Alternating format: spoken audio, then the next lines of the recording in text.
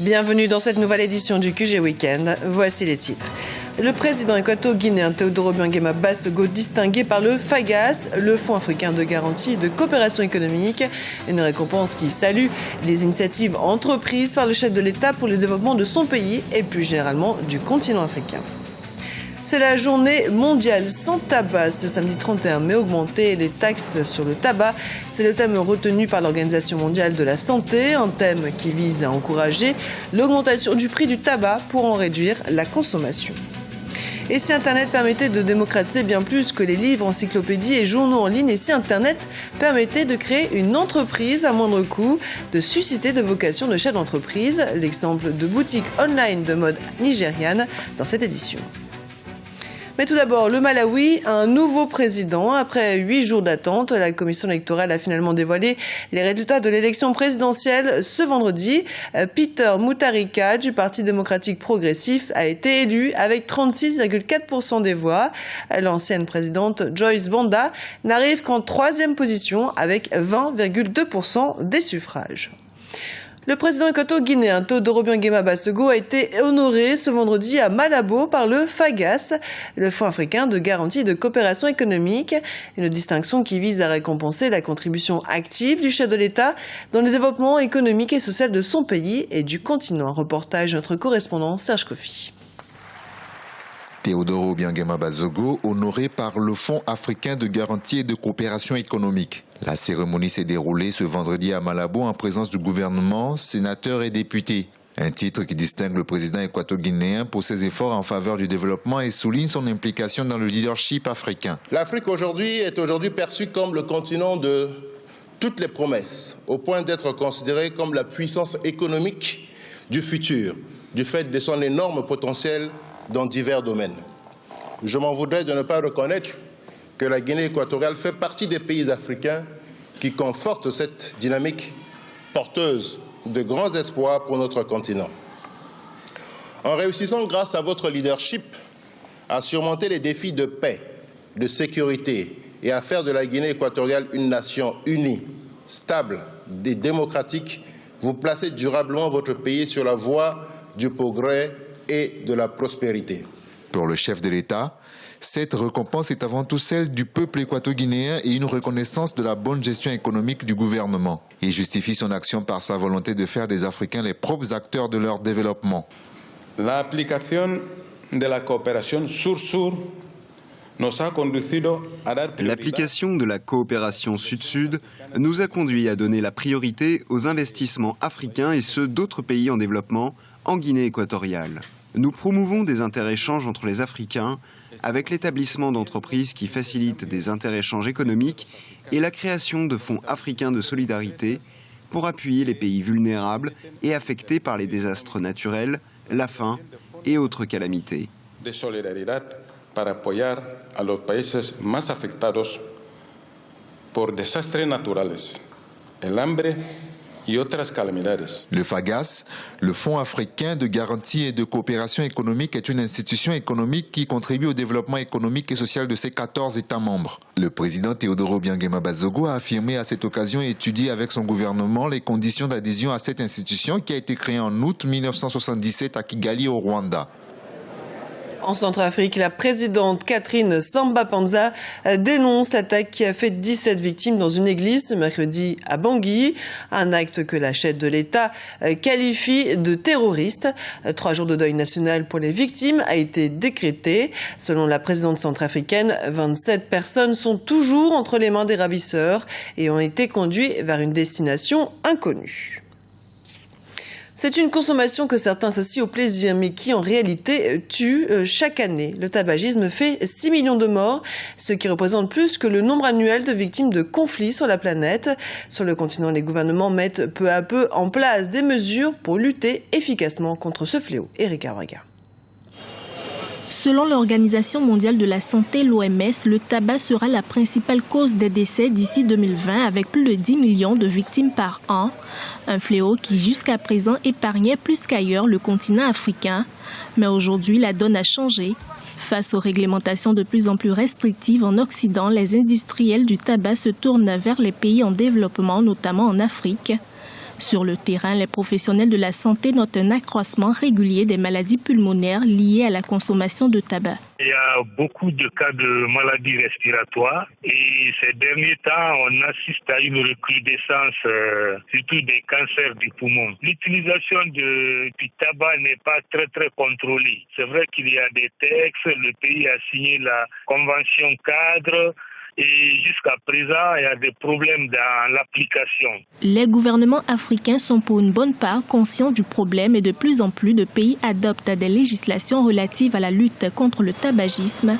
Le Sénégal est le dernier pays africain à avoir adopté une telle loi. Les publicités autour des produits sont interdites depuis le 14 mars 2014. Cette loi met également fin à la vente des cigarettes autour des écoles. Mais si ces mesures sont saluées par les Sénégalais, l'application effective de ces mesures laisse encore à désirer.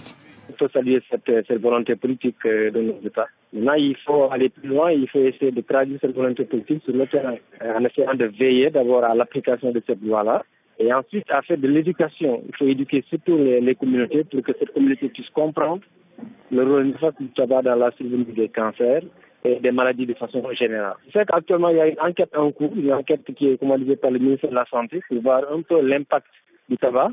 De son côté, l'OMS préconise une mesure simple mais qui a fait ses preuves dans le reste du monde, s'attaquer au tabagisme par le portefeuille en augmentant progressivement les taxes sur le tabac. Le thème de la Journée mondiale sans tabac 2014 met en avant la question des taxes. Dans le fond, c'est nécessaire. L'augmentation des taxes sur le tabac pourrait être favorable aux communautés et au gouvernement. Il s'agit d'un objectif gagnant-gagnant. Cela va sauver des vies, éviter les maladies et augmenter les ressources des gouvernements. Mais dans certains pays du continent, les politiques anti-tabac pourraient également affecter l'économie. C'est le cas du Zimbabwe, du Mozambique, du Malawi ou encore de l'Ouganda où le tabac est une culture d'exportation. Le prix de la meilleure banque d'Afrique centrale a été remis en marge des assemblées annuelles de la Banque africaine de développement. C'est la TMB qui a remporté la prestigieuse récompense. Créée il y a tout juste 10 ans, la TMB a connu une croissance rapide en République démocratique du Congo. Elle est aujourd'hui l'unique banque commerciale opérant dans chacune des 11 provinces congolaises. La BAD, la Banque africaine de développement, clôturé il y a une semaine ses 49e assemblées annuelles à Kigali au Rwanda. Parmi les différents sujets abordés au cours de cette rencontre, le Fonds Afrique 50 qui ambitionne de construire l'Afrique de demain. Guillaume Durand. La mobilisation des épargnes africaines pour financer les infrastructures sur le continent africain. C'est là l'objectif du Fonds Afrique 50 mis en place par la Banque africaine de développement, un concept sur lequel est revenu le président de la BAD, Donald Kaberuka, à l'occasion des 49e assemblées annuelles de l'organisme. Pendant longtemps, nous avons dépendu des financements extérieurs pour financer nos infrastructures. Il s'agit maintenant pour la Banque africaine de développement de mobiliser les épargnes africaines souveraines, estimées actuellement à 1000 milliards de dollars, pour construire l'Afrique de demain. Ouvert aux épargnes extérieures, ce fonds doit permettre d'accélérer le développement de tout le continent africain. Il est important de démontrer suffisamment tôt comment Afrique 50 peut faire la différence. Bien entendu, la décision concernant les domaines d'investissement sera prise de manière indépendante par les organes compétents d'Afrique 50.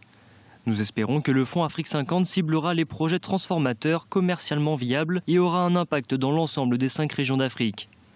Outre le lancement du Fonds Afrique 50, les assemblées annuelles de la BAD ont également été l'occasion de mettre en place le premier fonds d'investissement multilatéral de la Chine en Afrique, d'une valeur de 2 milliards de dollars.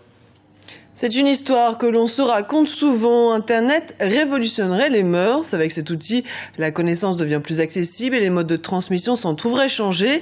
Mais il n'y a pas que dans ce secteur qui est affecté par l'évolution des technologies de l'information et de la télécommunication. Internet suscite également des vocations professionnelles.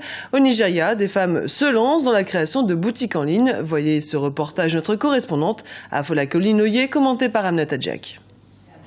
Au Nigeria, le commerce en ligne est en train de prendre son envol. Le domaine de la mode en est un exemple. Les chiffres ne sont pas encore connus, mais au dire des professionnels de l'industrie de la mode, la vente en ligne reste plus que bénéfique. Coût de production réduit, visibilité sur la toile en suivant l'évolution des modes de consommation. Selon Adetokumbo Amosu, créatrice de mode, Internet est un support de vente avantageux.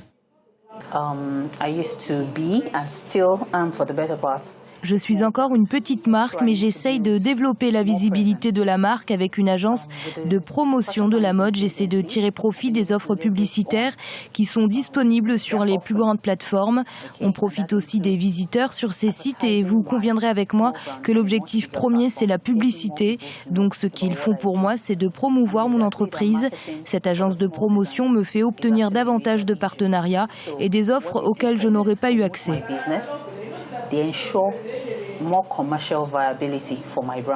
Le succès de la vente en ligne est récent au Nigeria. Auparavant, faire un choix rien que par un clic, payer de la même façon et se faire livrer à distance ne faisait pas partie des habitudes des consommateurs. Ils en avaient même peur. Mais le développement de la monétique et l'amélioration de la connectivité à l'Internet ont aujourd'hui quelque peu changé les choses. Ceux qui en profitent le plus sont les créateurs de mode. La vente en ligne est désormais un moyen pour les jeunes créateurs de mode entrepreneurs. Avec de petits moyens financiers, on parvient à dépasser les circuits traditionnels. Si vous démarrez votre marque de mode maintenant et que vous réfléchissez à la meilleure manière d'atteindre votre clientèle, Internet est le moyen le plus simple. De nos jours, Internet se démocratise. Il y a de moins en moins d'obstacles à la création d'un site Internet. Il est bien plus facile de mettre en place un site Internet que d'avoir un magasin. Il y a une différence de coût.